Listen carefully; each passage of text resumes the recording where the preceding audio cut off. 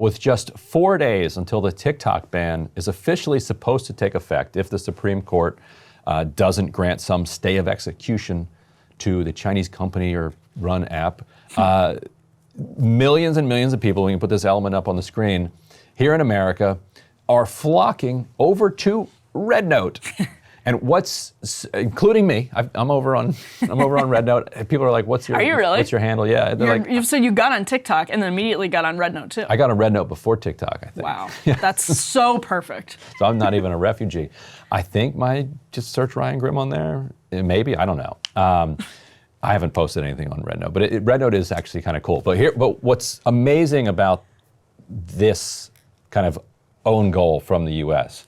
is that TikTok is owned by ByteDance, which is a Chinese, company. RedNote is owned by the Chinese government. Like there's not even a layer right between there. Now, it is the #1 app in the store right now. I think Lemonade, which is also owned by ByteDance, is #2. Now, according to the law that bans TikTok, both RedNote and Lemonade would also be banned. Because it says basically if there's X number of million users and it's a Chinese app, it's banned. So you're out of the frying pan into the fryer. You're still kind of gonna get screwed. But it's amazing to watch what's unfolding over there. You can put up this second element up there.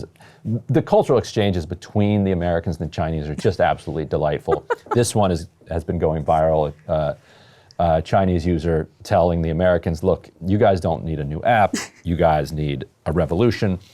And you can go back and be like, okay, we'll get a revolution, but by the way, it's so easy to get banned from RedNote. So you're having a bunch of Chinese, because what kind of revolution would you like us to have, sir? The censorship on RedNote is much more severe than on TikTok or American apps. So Douyin is Chinese. They're probably both equally censored. Yeah, Douyin and RedNote. So you've got a bunch of Chinese users basically giving cheat codes to the Americans, like here are the things you can't do if you want to not get banned. Right. Anyway, so you're not on RedNote? Not on RedNote, but you know who's all over RedNote? We can put up the next element. Luigi. Luigi is beloved on RedNote, according to people who have been. Have you seen this, Ryan? Yes. I saw somebody say why do the Chinese users support Luigi so much? And somebody said something like, that's the next element. He who carries the water for the community must be supported. Or something like that. I was like, oh my God, that's delightful. Yeah, this is the next element. We can put it up on the screen. It's someone on X posting screenshots of the Luigi love on RedNote saying, RedNote is effing insane. There it is. The person who carries firewood for the masses should not be left to freeze in the wind and snow. That's much better than the one I said. And meanwhile, here's the next element as well. You had Mr. Beast yesterday pretty openly, actually this was later on Monday night, pretty openly saying, okay, fine, I'll buy TikTok so it doesn't get banned. Unironically, I've had so many billionaires reach out to me since I tweeted this. Let's see if we can pull it off. He posted, that's Mr. Beast saying that as reports in the New York Times and other places yesterday said Elon Musk was being considered by Chinese officials, this is who the New York Times sourced their report to, for purchasing TikTok in the United States ahead of the ban, which is interesting because to the extent that I have seen, we haven't seen that floated in American media. So TikTok totally denied that, but TikTok itself is mostly separate from China. The sort of allegation is that TikTok is based here in the US, but the allegation is accurate that ByteDance, while it's the parent company, does still have access to all of the data because of the way the Chinese government controls corporations, that they would have to hand over data if the Chinese government asked, that there are many members actually of the Chinese Communist Party who work for ByteDance, and ByteDance Beijing headquarters, Forbes has covered this really extensively, that there has been intentional censorship of journalists from ByteDance's headquarters, censorship of different political topics from the same places. Those are all pretty well fleshed out by reporting in Forbes and elsewhere, but it is true that there's at least a little bit of a firewall between the U.S. operations that are of TikTok, which is literally based here, and ByteDance, which operates the Chinese version of TikTok, and Lemon8, which is also now apparently gaining in popularity. That does make it different than RedNote. RedNote is, to your point, more heavily censored than the US version of TikTok. I think what Hawks would say, and I probably agree with this point, is that the potential for censorship on TikTok by China does still exist. And yeah, I think it's more about the national security apparatus in the U.S. concerned that China can kind of push the algorithm around. They're jealous of that control. They want it for themselves. And They've also, done this with Facebook and X and YouTube, yes. And it's so hard for American policymakers to just think that, for instance, young people don't like the genocide in Gaza. They have to be like, well, they don't like the genocide in Gaza because this Chinese app is tricking them, or this Chinese app is letting people see what's going on in Gaza, which they kind of under pressure moved away from. It showed they can be pushed around just like U.S. big tech firms can be. Elon Musk, let's be clear, has enormous investments in China. Yes. So the idea that selling it to him does anything about Chinese control over the app is kind of ridiculous. And also, you would hope that FTC would be like, wait a minute, you can't own both Twitter and TikTok. That's crazy. Yes, you would think. It's like... completely to your point, like the Starlink operations in Ukraine, actually in Israel and Gaza, he's involved significantly as a defense contractor, but also as the owner of Starlink in conflicts around the world. There's also SpaceX.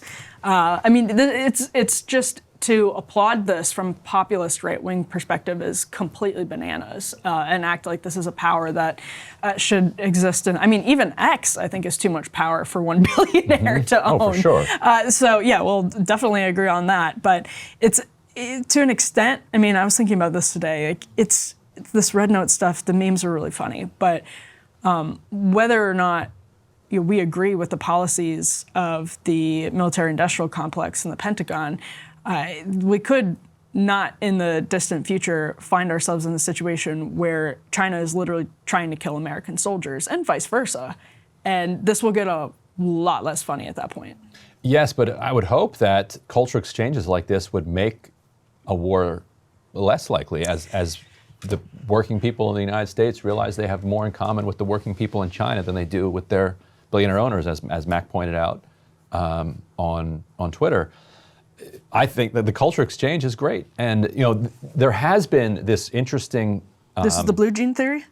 Well, there's the blue gene theory, but also because of the way that China has its firewalled internet, the rest of the internet, the U.S. kind of run internet, has existed for the most part without the billion-plus people in China. Like, there hasn't been a whole lot of exchange there. That's true. And I've heard people say that it's good that that's not the case, because if it was, every single thing on the internet would devolve, including like the comment section on this video would devolve into just flame wars in the posts between Indian and Chinese people, and it would just completely dominate and wash everything else away. But otherwise, people are, I think, loving having these exchanges with regular Chinese people. Well, I was going to say, to the extent that... you've had Americans helping Chinese people with their English homework, and if you can psyop Americans into doing homework, that's a win. Well, to the extent that governments, which we know for a fact exerted control over X over the course of the pandemic, Google as well, to the extent that the two governments don't, try to escalate rather than diffuse tensions via these apps, so they don't use them as propaganda channels to sort of pump up hostilities, then I think, diffusing tension, I'm all for diffusing tension with cultural exchange. I'm just highly skeptical that these are channels to do that, given how much control our governments will exert over them. And in the case of TikTok, Elon Musk is perhaps the best friend of the incoming president. And Chairman Xi. Yes, he's in a unique position, which again, we could be looking at 10, 20, 100 years from now and saying, wow, that was really helpful. That really spared us some unnecessary conflict, but very much yet to be determined. Ultimately, a complete and total humiliation for Silicon Valley. That Americans being told that they're going to lose access to TikTok are not flocking to Instagram or Threads or Facebook or whatever other bile that Silicon Valley has puked up over the last 10, 15 years. And they're like, what else does Chairman Xi got going for us? Let's take a look. Yeah, At least for they're now. learning like Mandarin and how to type in Chinese characters because it's easier to use the app that way. That you love to see. We'll see where it goes. All right, this is actually a great lead into our next block, Ryan, about how Donald Trump could potentially, in the strangest way possible, it's sort of the theme of today's show, that all of the unorthodox, either baggage or advantages Donald Trump comes into office with could potentially lead us on a path towards peace because he's not stuck in the kind of Cold War inertia that most of official Washington is. So let's go ahead and have that debate. Yeah, this Princeton astrophysicist Robert Godson has floated the idea that Trump could actually get 3 Nobel Prizes. We'll see. Hey, if you liked that video, don't forget to hit the like button and subscribe to Breaking Points. If you want to see the rest of Counterpoints, go to breakingpoints.com to become a premium member and get the full uncut show every morning in your inbox and on Spotify.